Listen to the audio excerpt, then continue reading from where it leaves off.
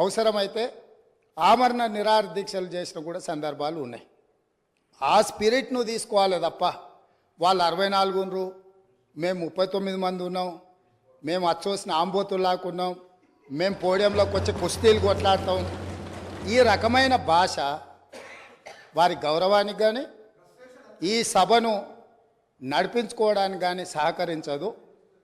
రెండవ అంశం, పదే పదే గత పాలన గురించి గత ప్రభుత్వాల గురించి మాట్లాడుతున్నాను. సరే, వారు ఏం మాట్లాడతారో మొత్తం విన్నాక రిప్లై చేద్దాం అనుకున్నాను.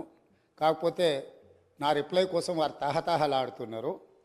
గత పాలనలో యూత్ కాంగ్రెస్ వైస్ ప్రెసిడెంట్గా కల్వకుంట్ల చంద్రశేఖరరావుకు అవకాశం ఇచ్చిందే కాంగ్రెస్ పార్టీ.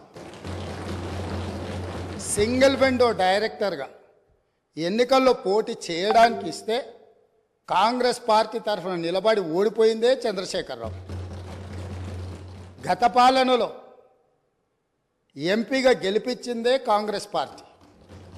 గత పాలనలో షిప్పింగ్ మినిస్టర్ ఇచ్చిందే కాంగ్రెస్ పార్టీ. ఆ తర్వాత కార్మిక శాఖ మంత్రి ఇచ్చిందే కాంగ్రెస్ పార్టీ. అంతెందుకు ఇక్కడ సభ్యుడు ఉన్నాడు, వారు కూడా వారి కుటుంబ సభ్యులే. ఎమ్మెల్యే కాకుండానే మంత్రిని చేసి తర్వాత ఎమ్మెల్యేగా ఎన్నిక చేయడానికి సహకరించిందే కాంగ్రెస్ పార్టీ. ఈరోజు వాళ్ళు ఏ పేరైతే వినోద్ అనుకుంటున్నారో ఆ రాజశేఖర రెడ్డి గారే ఆ మంత్రివర్గంలోనే గత ఆర్థిక శాఖ మంత్రి, సిద్దిపేట ఎమ్మెల్యే గారు ఎమ్మెల్యే పదవి లేకుండా మంత్రిగా ప్రమాణ స్వీకారం చేసిండ్రు. రాజశేఖర రెడ్డి గారి నాయకత్వమే దేశానికి బలమైన నాయకత్వం అని అందులో పనిచేసిండ్రు. మూడవది, పోతిరెడ్డిపాడు పొక్క పెద్దది చేసినప్పుడు కీర్తిశేషులు నాయన్ నరసింహారెడ్డి గారు కడప జిల్లా ఇన్ఛార్జ్ మినిస్టర్. ఆ రోజు కొట్లాడింది పోతిరెడ్డిపాడు మీద కీర్తిశేషులు పి జనార్దన్ రెడ్డి గారు. పోతిరెడ్డిపాడు పొక్క పెద్దది చేసినప్పుడు ఇక్కడ ఉన్నోళ్ళు ఎవరు ప్రాణత్యాగాలు చేస్తామని ఎవరు కొట్లాడలే, ఎవరు మాట్లాడలే. సొంత పార్టీ సొంత ప్రభుత్వం ఉన్న తెలంగాణ ప్రజల హక్కులను భంగం కలిగించొద్దు, కృష్ణానది జలాలలో మా వాటా మాకు ఉండాలి, మా వాటాను ఎవరు తీసుకెళ్ళినా మేము ఒప్పుకోమని కొట్లాడింది ఆనాటి నాయకుడు పి జనార్దన్ రెడ్డి గారు మాట్లాడిండ్రు తప్ప వీళ్ళు కాదు.